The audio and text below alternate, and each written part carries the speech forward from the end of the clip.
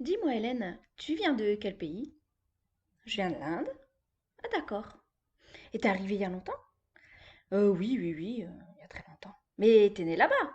Ah, bah oui, je suis née là-bas. Donc tes parents, ils sont arrivés depuis grand. Ah, mais mes parents depuis toujours?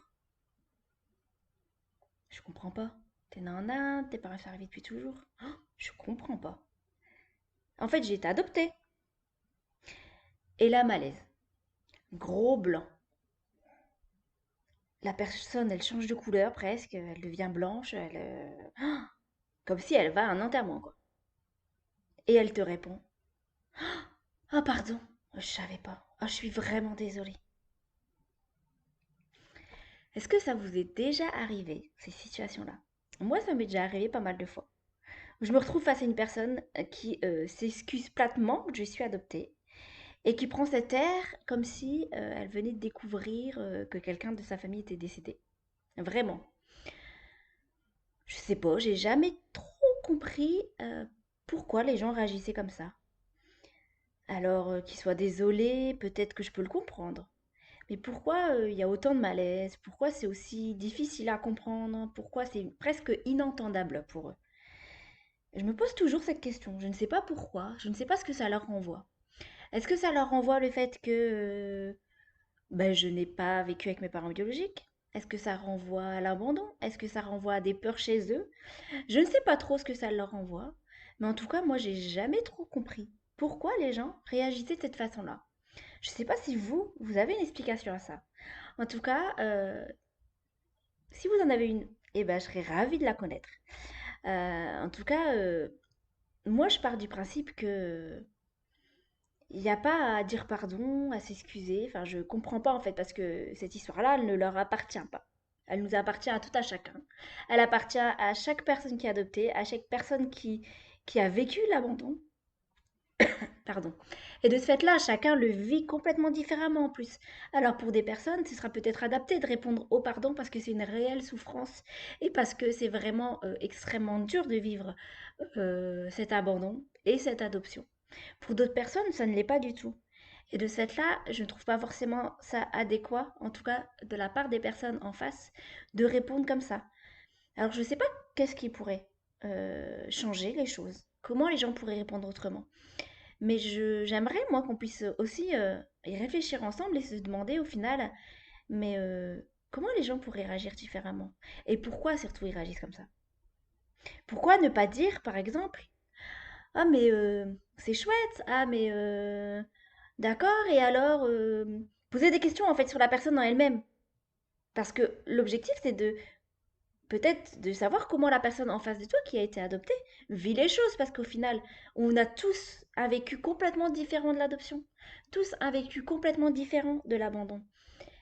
Et faire une généralité juste par ces propos de oh pardon, je suis vraiment désolée, ça met tout le monde dans le même sac, alors qu'on vit les choses tous différemment. Je pense que ce serait beaucoup plus adapté si les gens en face se disaient mais comment toi tu le vis? Et est-ce que c'est compliqué pour toi? Est-ce que tu as envie d'en parler en fait? Juste, est-ce que tu as envie d'en parler? Ou juste dire, ah d'accord. Juste être neutre. Juste accueillir. Juste accueillir les propos de la personne en face. Sans aucun jugement. Sans rien du tout. Je pense que ce serait la réponse la plus adéquate. Et de tester et de voir si les gens veulent aller plus loin dans la discussion ou pas. Certains en ont envie, d'autres non. Et ça, c'est aussi important de le respecter.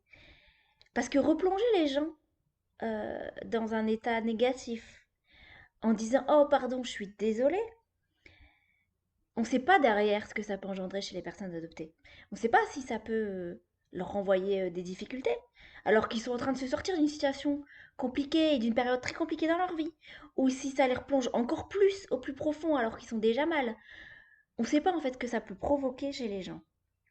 C'est pour ça que je trouve qu'il est vraiment intéressant que de pouvoir y réfléchir et de pouvoir euh, faire entendre à toutes les personnes qui sont qui n'ont pas forcément de lien avec l'adoption, qui ne connaissent pas forcément le thème de l'adoption des personnes adoptées, de pouvoir réfléchir en fait à ces questions-là pour justement adapter leur comportement le jour où ils se retrouveront, et leur discours surtout, le jour où ils se retrouvent devant une personne adoptée, parce qu'au final, on reste des personnes juste des êtres humains en fait tout à fait classiques, tout à fait. Enfin voilà, on n'a rien de différent des autres personnes. Enfin, enfin, moi je considère qu'on n'a rien de différent. On a une histoire différente, c'est évident. Mais comme plein d'autres personnes, comme des personnes qui ont un handicap, comme des personnes qui sont immigrées, comme des personnes qui ont une maladie. Au final, on est des êtres humains à part entière. Et moi, je pars du principe, alors ça ne m'appartient qu'à moi, c'est que moi, l'adoption et l'abandon ne me définit pas. Et mettre tout le monde dans le même sac et résumer en disant oh pardon, je suis désolée. Je considère moi, pour moi en tout cas, ça n'appartient qu'à à chacun ça, mais moi je considère que c'est me définir que par le biais de l'adoption et de l'abandon. Alors en tout cas, j'espère que cette vidéo permettra à plein de gens de réfléchir, de se poser les bonnes questions et de pouvoir adapter un jour son comportement, son langage, ses attitudes quand il se retrouve devant une personne qui est adoptée. Parce qu'une personne adoptée, ça reste un être humain avec son histoire, avec toutes ses richesses, avec toutes ses forces et avec tout son vécu. En attendant, prenez bien soin de vous et puis j'aurai le plaisir de vous retrouver dans une prochaine vidéo.